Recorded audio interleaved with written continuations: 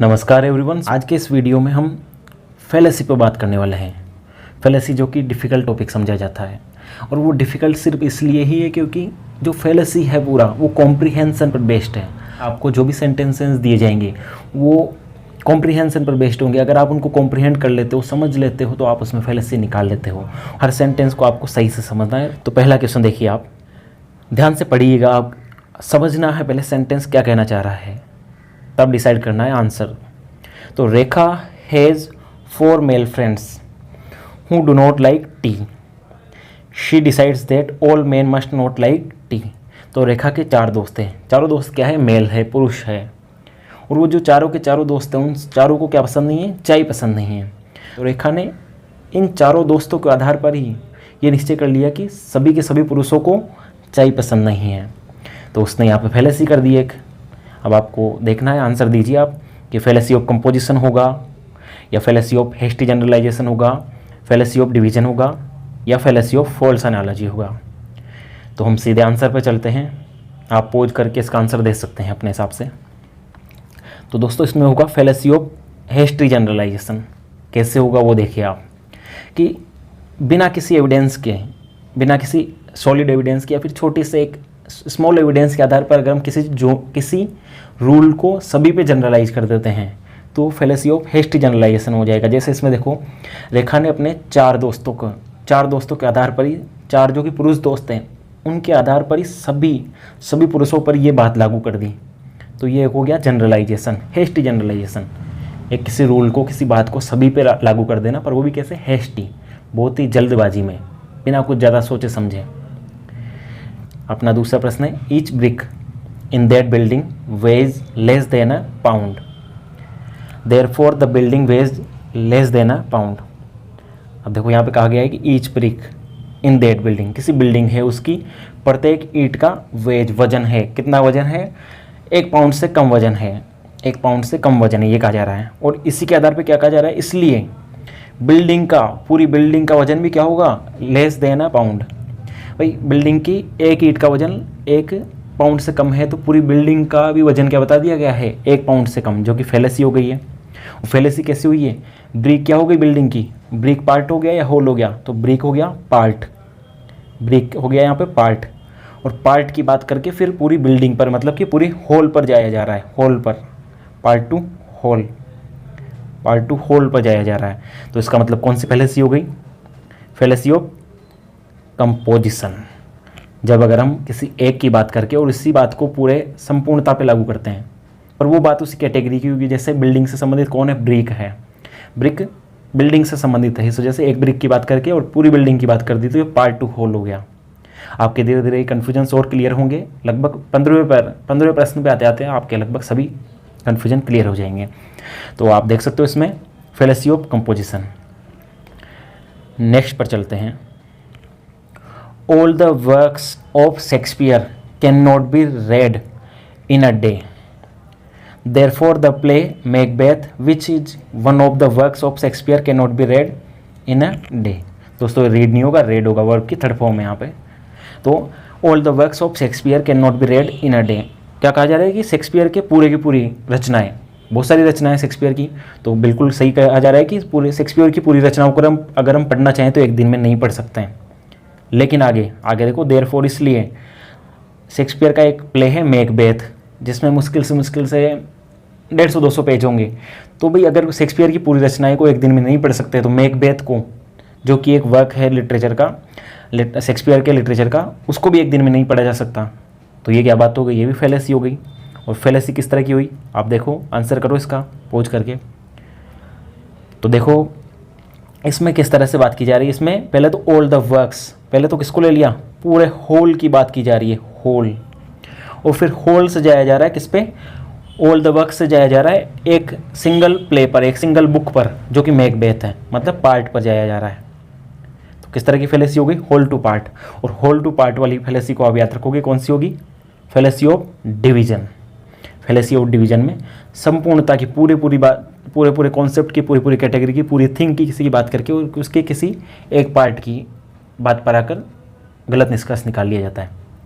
तो इस तरीके से हम समझ सकते हैं। नेक्स्ट पर चलते हैं। All trees have barks, every dog barks, therefore every dog is a tree.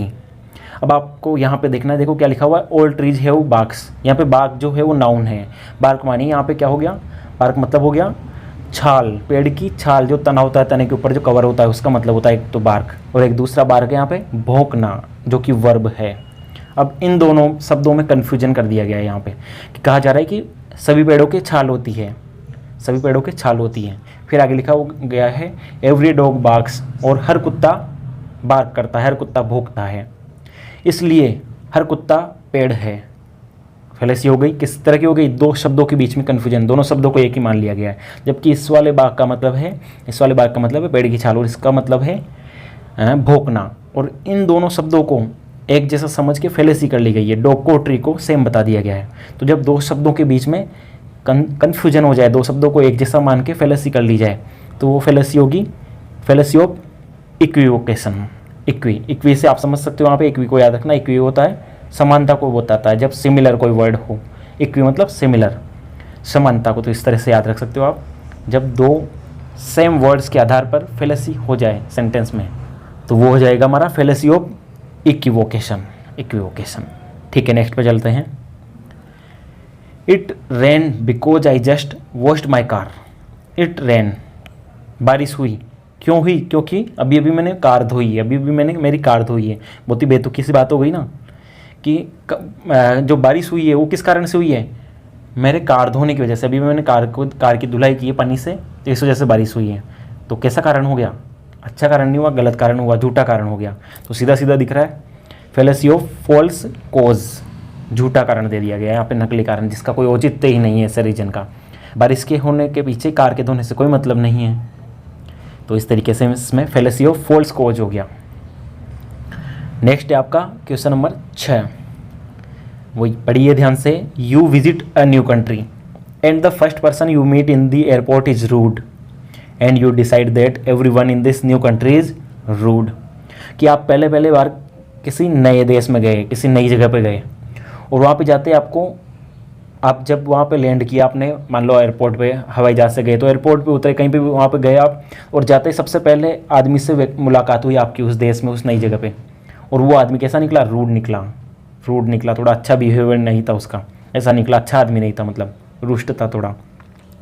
और उसी के आधार पे आपने क्या निश्चय कर लिया कि हर एक आदमी इस नई जगह पे या इस नई देश में हर एक आदमी कैसा है, रूड है। वो पहला आदमी मिला, उसी के आधार पे आपने उस देश के सभी आदमियों को वैसा का वैसा ही मान लिया। तो यहाँ पे वही किस तरह की फैलेसी होगी, अभी हमने शुरू में किया था कि एक स्मॉल एविडेंस पे, किसी एक चीज़ के आधार पे, किसी एक बहुत छोटी सी बात के आधार पे आप उसी चीज़ को सभी पे लागू कर दो, जनरलाइज कर दो उस रूल को, और वो भी हेस्टी में, तो वो कैसा होगा, फैलेसी ऑफ हेस्टी जनरलाइजेशन। दोस्तों आप कंपोजिशन में और हेस्टी जनरलाइजेशन में इनमें कंफ्यूज होते होंगे, तो थोड़ा ध्यान से समझो कि उसमें जैसे कंपोजिशन में तो किसी पार्ट की बात करके फिर जाता है, यहाँ पे थोड़ा जनरल बात करते हैं, किसी के व्यवहार की, किसी के कुछ करने की। आप कुछ एग्जांपल्स करते रहोगे प्रैक्टिस सेट, तो आपका दिमाग में क्लियर हो जाएगा कि कंपोजिशन अलग है, जनरलाइजेशन अलग है। हम भी कोशिश कर रहे हैं करने की, आगे देखो। Question number 7, if we can put a man on the moon why can't we find the cure for the common cold. तो देखो यहाँ पे कहा जा रहा है कि अगर हम आदमी को कहाँ पे भेज सकते हैं, चांद पे भेज सकते हैं, मतलब हम इतनी बड़ी उपलब्धि हासिल कर ली हमने कि हम आदमी को चांद पे भेज पा रहे हैं, तो फिर हम एक जो छोटा सा काम है, कौन सा काम, जो हमारी जुकाम होती है, नज़ला जुकाम होती है, उसका इलाज क्यों नहीं कर पा रहे हम। तो इसमें क्या हो गया, दो चीज़ों को, वो बिल्कुल अलग चीज़ है, चांद पे आदमी को भेजना अलग चीज़ है, और ये मेडिकल साइंस की बात है, तो दोनों बिल्कुल अलग साइंस हो गई। तो दोनों को फिर भी एक जगह समान मान के, दोनों को, कॉमन कोल्ड को ठीक करना और मून पर आदमी को भेजना, इसको समानता मानकर फैलेसी कर ली गई है। तो इसमें साफ साफ दिख रहा है समानता करके की गई है, तो कौन सी होगी, फैलेसी ऑफ फॉल्स एनालॉजी। भाई किसी गलत समानता कर लिया हमने मून को, जो मून पे चांद पे भेजे जा रहे हैं आदमी साइंस के थ्रू, और एक मेडिकल साइंस है जिसमें कि बड़ी बड़ी चीज़ों का इलाज है, लेकिन कॉमन कोल्ड का एक जुकाम है जो होती रहती है, शुरू से होती आ रही है और हमेशा होती रहेगी, कभी भी जाती है, सर्दी जुकाम कभी भी लग जाता है, इसका कोई परमानेंट इलाज नहीं है कि ये टेबलेट ली और ज़िंदगी में कभी जुकाम नहीं होगी। लेकिन इन दोनों को एक साथ वो करना, इनका कंक्लूजन निकालना, वो किस तरह की फैलेसी हो गई, फॉल्स एनालॉजी हो गई। नेक्स्ट देखते हैं, the increase in global warming in the past decade is because more teenagers are using hair spray. देखो किस तरह की बात हो गई कि कोई कह रहा है कि ग्लोबल वार्मिंग बढ़ रहा है पिछले कुछ दशकों से, 5 डिकेड पिछले दशक से क्या बढ़ रहा है, ग्लोबल वार्मिंग बढ़ रहा है। तो इसका कारण क्या दिया उन्होंने कि more teenagers are using hair spray. क्योंकि क्यों बढ़ रहा होगा, क्योंकि जो टीनेजर है, जो नए नए युवा लोग हैं, वो ज़्यादातर अपने हेयर स्प्रे यूज कर रहे हैं, बालों को सेट करने के लिए कुछ चीज़ें प्रोडक्ट इस्तेमाल कर रहे हैं, उसकी वजह से ग्लोबल वार्मिंग बढ़ रहा है। तो ये तो ऐसी बात हो गई, ग्लोबल वार्मिंग का रीज़न दिया गया है यहाँ पे हेयर स्प्रे को करने के लिए, लेकिन रीज़न जो कोज दिया गया है वो बिल्कुल ही गलत है। तो यहाँ पे फैलेसी ऑफ फॉल्स कोज हो गया, फैलेसी ऑफ फॉल्स कोज, झूठा कारण दे दिया, गलत कारण दे दिया गया है, बिल्कुल भी सही नहीं लग रहा है ये। इक्विवोकेशन हो नहीं सकता, इसमें कोई शब्दों के बीच में समानता नहीं है, उनके आधार पर फैलेसी नहीं हुई। एनालॉजी भी नहीं है कि उस चीज़ को इससे समान कर दिया गया है। कंपोजिशन बिल्कुल भी नहीं है, पार्ट 2 होल की बात नहीं। और यहाँ पे तो ग्लोबल वार्मिंग हो रही है उसका कारण दिया है यूजिंग हेयर स्प्रे, टीनेजर्स के हेयर स्प्रे को यूज करने के आधार पे, तो झूठा कारण दे दिया, गलत कारण दे दिया गया है। 9 पे चलते हैं, no one has proven that ghost are not real so they must be real. तो इसमें देखो फैलेसी कौन सी होगी, argument from ignorance, division, hasty generalisation या कंपोजिशन। दोस्तों इसमें वैसे हो जाएगी fallacy of argument from ignorance. अब देखो कैसे हो रही है, आर्गुमेंट फ्रॉम इग्नोरेंस कैसे होता है, जब हम किसी चीज़ को प्रूव नहीं किया गया होता है, किसी की तरफ से किसी चीज़ को साबित नहीं कर सकते या साबित नहीं किया गया अभी तक, तो हम उसके आधार पर उसे सही या गलत बता देते हैं। जैसे इसमें देखो कि अभी तक किसी ने भी साबित नहीं किया गया कि भूत नहीं होते हैं, तो इसका मतलब मैं कहना चाहूँगा कि भूत तो होते हैं, नहीं होते हैं तो साबित करके दिखाओ। तो ऐसी जो इग्नोरेंस, अज्ञानता के आधार पर है कि अभी तक साबित ही नहीं हुआ, और उसके आधार पर हम अपना निष्कर्ष निकाल लेते हैं, तो वो हो जाएगा आर्ग्यूमेंट फ्रॉम इग्नोरेंस। डिवीजन हो नहीं सकता, हिस्ट्री जनरलाइजेशन हो नहीं रहा, कंपोजिशन भी नहीं हो सकता। नेक्स्ट चलो, क्वेश्चन नंबर 10 है अपना, every part of this machine is light in weight, therefore this machine as a whole must be light in weight. तो ध्यान से पढ़ेंगे कि जो किसी मशीन की बात हो रही है, किसी मशीन के एक पार्ट की बात हो रही है, और कहा जा रहा है कि इस मशीन का जो एक अंग है, एक पार्ट है, वो लाइट है, हल्का है, वेट वजन में हल्का है, इसलिए ये पूरी की पूरी मशीन ही क्या होनी चाहिए, हल्की होनी चाहिए। तो ये हम पहले भी कर चुके हैं, बताओ कौन सी होगी, लगाओ आंसर, इसमें कौन सा होना चाहिए, किस तरह जा रहा है ये, पार्ट टू होल जा रहा है, ये पार्ट 2 होल जा रहा है। तो पार्ट 2 होल किस में देखा था हमने, फैलेसी ऑफ कंपोजिशन की। वही बात हो गई ना कि मशीन के एक पार्ट की बात करके फिर पूरे मशीन की बात कर ली गई, जो एक पार्ट में गुण था वो पूरी मशीन पे लागू कर दिया गया, वो विशेषता। तो ये फैलेसी हो गई, पर फैलेसी किस तरह की हुई, कंपोजिशन, पार्ट 2 होल वाली। नेक्स्ट देखते हैं question number 11, you argue that global warming is real but I do not believe you because you are boring and ugly. देखो इस तरह की भी फैलेसी होती है, ये लॉजिकल फैलेसी चाहिए कि यू आर्ग्यू, तुम कहते हो, तुम तर्क देते हो कि global warming is real, global warming वास्तव में होती है और हो रही है आजकल, लेकिन but I do not believe you, लेकिन मैं तुम्हारे पर विश्वास नहीं करूँगा। क्यों नहीं विश्वास नहीं करूँगा, क्योंकि तुम क्या हो, अगली हो, तुम सुंदर नहीं दिखते हो, या फिर तुम क्या हो, सुंदर भी नहीं दिखते और तुम बोरिंग भी हो। तो ये कैसी बात हो गई। तो इसका मतलब क्या हुआ, एक इस तरह की फैलेसी है, फैलेसी ऑफ अब्यूजिव आर्गूमेंट्स। अब समझो इसको, फैलेसी ऑफ अब्यूजिव आर्गूमेंट्स कैसे होती है कि जब हम किसी तर्क में फंस के, किसी आर्गूमेंट में हम उस तर्क का जवाब नहीं दे पाते, तो हम उस आदमी पर, जो जिससे हम तर्क कर रहे हैं, उस पर पर्सनल अटैक करने लग जाते हैं। किस तरह का अटैक, पर्सनल अटैक, उसके पर्सनल अटैक करने लग जाते हैं, उसकी पर्सनल बातों को डिस्कस करने लग जाते हैं, हम पर्सनल चीज़ें बोलने लग जाते हैं। पर्सनल, जैसे अब यहाँ पे बोल दिया ना उसने कि बोरिंग एंड अगली हो, तुम क्या हो, तुम बोरिंग और अगली हो, तो इसलिए तुम्हारी बात मुझे विश्वास ही नहीं करना। तो किस तरह की फैलेसी हो गई, अब्यूजिव आर्गूमेंट्स। अब्यूजिव किस तरह से कह सकते हो, अब्यूजिव ही था ना, उस सामने वाले की डिसरिस्पेक्ट कर देना, उससे बिल्कुल नीचा दिखा देना, गलत बोलना तर्क में। तो आप उस तरह से याद रख सकते हो abusive arguments.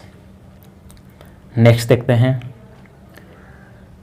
Question number 12, A is true. Question number 12, A is true, B is true, therefore Z is right. ये क्या बात हुई कि ए सही है, मान लो कोई चीज़ है ए, वो सही है, फिर बात की हमने बी भी सही है, इसलिए जेड भी सही है, इसलिए जेड भी सही है।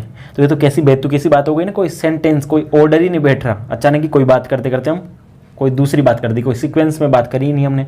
हम तो ए और बी की बात कर रहे थे और जेड कहाँ से आ गया, सीधे जेड की कहाँ से बात कर दी हमने। कैसा निष्कर्ष निकाल लिया। तो ये कैसा होगा, सीक्वेंस नहीं बैठ रहा है इसका, इस निष्कर्ष निकालने का। तो ऐसे वाला जो सीक्वेंस नहीं बैठता है, हम बात करते करते अलग ही बात पे, अलग ही चीज़ पे चल जाते हैं सीधे, तो वो फेलेसी हो जाती है fallacy of non sequitur. Fallacy of non sequitur, sequitur से आप समझ सकते हो सीक्वेंस में, जो चीज़ सीक्वेंस में नहीं हो रही हो। जैसे ए और बी की बात करते करते हम जेड पे पहुंच गए, जो कि बिल्कुल गलत है। नेक्स्ट देखो question number 13, hydrogen is not wet. भाई हाइड्रोजन H, वो यहाँ कह रहा जा रहा है कि हाइड्रोजन जो गैस होती है वो वेट नहीं है, गीली नहीं होती है। Oxygen is not wet, oxygen भी गीली नहीं है। Therefore water is not wet, इस वजह से पानी भी गीला नहीं है। अब उन्होंने किस आधार पे की गई है फेलेसी की, वाटर कैसे बनता है, H2O हाइड्रोजन और ऑक्सीजन से मिलकर बनता है। तो अगर हाइड्रोजन जो कि वाटर का पार्ट है, ऑक्सीजन भी वाटर का पार्ट है, अगर ये दोनों गीले नहीं होते तो पानी भी गीला नहीं होता, जबकि पानी गीला होता है। तो फेलेसी हो गई है, किस तरह की हो गई आप पहचानो। तो किस तरह की फेलेसी हो गई दोस्तों, इसमें फेलेसी हो गई। और यहाँ पे मैंने डिवीजन लिख दिया, यहाँ पे होनी चाहिए आपकी कंपोजिशन, फेलेसी ऑफ कंपोजिशन होगी, फेलेसी ऑफ कंपोजिशन, यानी कि पार्ट टू होल की बात की जा रही है। यहाँ पे पानी का पार्ट क्या है, वो हाइड्रोजन है, पानी का पार्ट क्या है, ऑक्सीजन है, उस आधार पर फेलेसी की गई है। तो फेलेसी ऑफ कंपोजिशन पहला वाला सही होगा। नेक्स्ट देखते हैं, people have been trying for centuries to prove that God exist but no one has yet been able to prove it, therefore God does not exist. कि लोग क्या करते आ रहे हैं, हैव बीन ट्राइंग, लोग कोशिश कर रहे हैं, कब से, सेंचुरी, सदियों से कोशिश कर रहे हैं, क्या करने की, क्या प्रूव करने की, कि गॉड एग्जिस्ट, कि भगवान का अस्तित्व है, खुदा का, भगवान का, परमात्मा का, गॉड का अस्तित्व है। लेकिन अभी तक कोई भी इसको साबित नहीं कर पाया है। तो अगर कोई साबित नहीं कर पाया तो किसी ने क्या फेलेसी कर दी, क्या कंक्लूजन निकाल दिया कि साबित नहीं कर पाया, इसका मतलब गॉड है ही नहीं। तो किस तरह की हो गई है, अभी हमने बात की थी। तो जो बात अभी तक साबित नहीं की गई है उसके आधार पर हम उस बात को सही या गलत बता देते हैं, तो वो हो जाएगी fallacy of argument from ignorance. Proven वाली, आप प्रूव से ध्यान रखना इसके अंदर, इसमें प्रूव नहीं होती बात, अगर प्रूव कर दी गई है या नहीं कर दी गई उस आधार पर फेलेसी करना। Next question number 15, Mohan's grandparents do not know how to use a computer. Mohan thinks that all older people must be computer illiterate. अब देखो यहाँ पे क्या कहा गया कि मोहन के जो ग्रैंड पेरेंट्स से, दादा दादी हैं, उनको क्या नहीं आता, डू नॉट नो, वो नहीं जानते कि how to use computer, computer का उपयोग करना नहीं जानते हो। तो मोहन क्या सोचता है कि जितने भी जो बूढ़े लोग हैं, जैसे उसके दादा दादी जी हैं, वो नहीं जानते कंप्यूटर का यूज़ करना, तो सभी के सभी बूढ़े लोग भी कंप्यूटर का यूज़ करना नहीं जानते, कंप्यूटर इलिटरेट हैं। तो उसने किस तरह की फेलेसी की बताइए आप। इस तरह का रूल लागू कर दिया सभी पे, जनरलाइज कर दिया एक रूल, अपने दादा दादी के आधार पे सभी के ऊपर एक रूल जनरलाइज कर दिया हेस्टी में, जल्दबाजी में। तो वो हो गया फेलेसी ऑफ हेस्टी जनरलाइजेशन। तो इस तरह से हमारा ये वीडियो क्लास खत्म हुआ। आई होप कि आपको क्लियर हुआ होगा थोड़ा बहुत, और आप धीरे धीरे प्रैक्टिस करते रहोगे, प्रैक्टिस सेट्स आते रहेंगे तो आपके फेलेसीज हो जाएगी। बस आपको ध्यान रखना है कि आप जो भी सेंटेंस आपके सामने लिखे हुए हैं उनको आप उनका अर्थ, उनका सेंस निकाल पाओ, भावार्थ निकाल सको, तो आपकी फेलेसी हो जाएगी। आप कंफ्यूज नहीं रहोगे। कंफ्यूज आप एक दो में हो पाते हो, जैसे कि फेलेसी ऑफ कंपोजिशन या फेलेसी ऑफ हेस्टी जनरलाइजेशन, इनमें तो आप इनको निकाल पाते, इन कन्फ्यूजन्स को दूर कर सकते हो जितने ज़्यादा आप प्रैक्टिस सेट्स करोगे, और सेंटेंसेस का आप सेंस निकाल पाओगे कि हाँ उसमें कंपोजिशन में ये वाली बात हो रही थी लेकिन हेस्टी जनरलाइजेशन में ये वाली बात हो रही है, तो कुछ तो बात अलग है। उस तरीके से आप कर सकते हो। तो फिर मिलते हैं किसी नेक्स्ट वीडियो में, तब तक के लिए धन्यवाद।